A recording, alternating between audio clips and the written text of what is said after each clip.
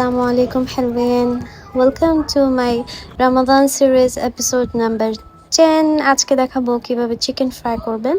এখানে আমি 600 থেকে 700 গ্রামের মতো চিকেন নিয়েছি। এরপর অ্যাড করে দিচ্ছি ভিনেগার অ্যাড করলে চিকেনের স্মেলটা চলে যায় আর একটু চিকেনটা একটু সফট হয়। এরপর অ্যাড করে দিচ্ছি সয়া সস 2 স্পুনের মতো। আমি এটা আগে ওয়াশ করে চিকেনগুলো পানি ঝেড়ে দেন ম্যারিনেট করছি। এরপর এখানে লাল মরিচের গুঁড়া, জিরা, লবণ এগুলো দিলাম। এরপর barbecue sauce 2 spoon and oyster sauce 2 spoon. Chicken ভালো করে ম্যারিনেট করে এটা আমি রেস্টে রাখবো 30 মিনিটসের মতো। এরপর কাঁটা চামচ দিয়ে এইভাবে কেটে নিচ্ছি যেন মশলাগুলো একটু ভেতরে ঢুকে।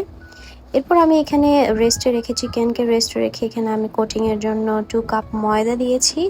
এরপর হাফ কাপ কর্নফ্লাওয়ার দিয়েছি অ্যান্ড 1 স্পুনের মতো বেকিং পাউডার। এরপর 1 স্পুন চিলি পাউডার দিচ্ছি, এটা একটু স্পাইসেস হয়, একটু মজা লাগে। এরপর অ্যাড করে দিব সল্ট। এটার কোটিংটার উপরেই সব কিছু, মানে আপনারা এটার কোটিংটা যখন চিকেনটা দিবেন ভালো করে যখন কোটিংটা করবেন তখনই কিন্তু চিকেন ফ্রাইটা ক্রাঞ্চি হয়।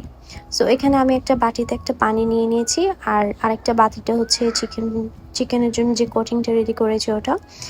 এখন আমি 30 মিনিট পর এখানে আমি চিকেন ফ্রাইয়ের কোটিংটা রেডি করেছি। এরপর এখানে আমি ময়দার মধ্যে এটা ডিপ করে দিব এভাবে রাউন্ড করে এরপর বারবার ময়দাটা এভাবে ঝেড়ে নিতে হবে। দেন আমি এখানে পানির মধ্যে দিয়ে দিচ্ছি। এরকম করে এক একটা চিকেন ময়দাতে দিব, এরপর আবার পানির মধ্যে দিয়ে দিব। এটা চিকেনটা কিন্তু পানিতে বেশিক্ষণ রাখা যাবে না। জাস্ট যখন দেখবেন চিকেনের উপরে এভাবে ছোট ছোট বাবল আসছে তখনই কিন্তু চিকেনটা পানি থেকে উঠিয়ে নিতে হবে।